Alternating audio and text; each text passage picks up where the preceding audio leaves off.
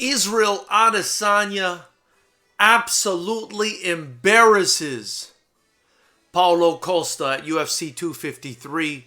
Knuckleheads, welcome to the Fighters Rep, where we give you free fights, interviews in the fight game, and fight commentary from the mind of a promoter. If you watch that fight, I think like the rest of us, you come away a little bit surprised, maybe a little bit disappointed, because you felt like these two styles were a perfect match for one another. The come forward, aggressive style of Paulo Costa and the technical precision style of Israel Adesanya. We saw how much of a hard time Adesanya had against an aggressive fighter in the Kelvin Gastelum fight. You've seen it in the past in his kickboxing career as well.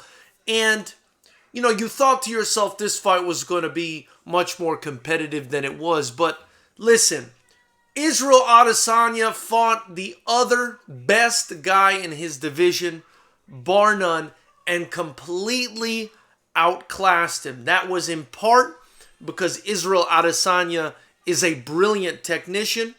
He utilized the distance. Paulo Costa refused to engage on the inside, and Israel Adesanya took complete advantage of it, annihilating Costa's mobility with leg kicks and making sure that if he ever did decide to take the fight on the inside, that he was going to have to hobble his way inside. Paulo Costa, you know, I just didn't understand his game plan. I didn't understand his game plan. What I believe happened to Paulo Costa is he probably felt power that he didn't expect from Israel Adesanya's strikes because he was so apprehensive and hesitant about taking the fight on the inside where he needed to take it that he never even got in there. He never even gave himself a fighting chance to make this fight competitive. And I said it in my prediction. I felt like Israel Adesanya, the more technical guy, I think he gets it done. You know, but I didn't think he'd get it done this easily.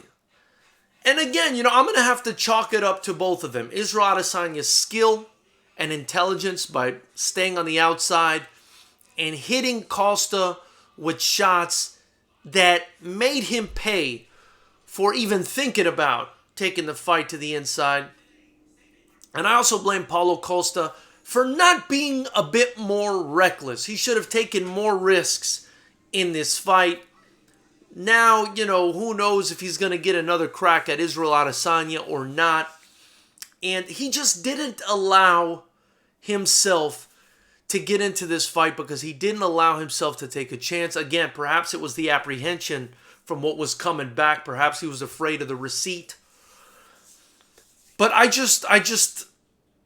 come away a little bit disappointed, but at the same time, completely impressed by Israel Adesanya, who now looks like a world beater to me, you guys. So that's pretty much all I have to say about that, Knuckleheads. I mean, just a beautiful performance by Israel Adesanya. I'd love to know what you guys thought of the performance. I'd like to know why you guys thought Paulo Costa didn't take the fight to Adesanya the way he should have. Again, I believe it's because he was afraid of the receipt. But who knows? Who knows what kind of strategy he was trying to employ? Maybe I'm wrong. Maybe I'm right. I'd love to hear what you think. Knuckleheads, if you haven't already, hit the subscribe button, the bell notification icon next to it. Join Knucklehead Nation. Get your Fighters Rep gear in the link below. Because if you don't have it, you don't know shit about the fight game. We'll talk soon.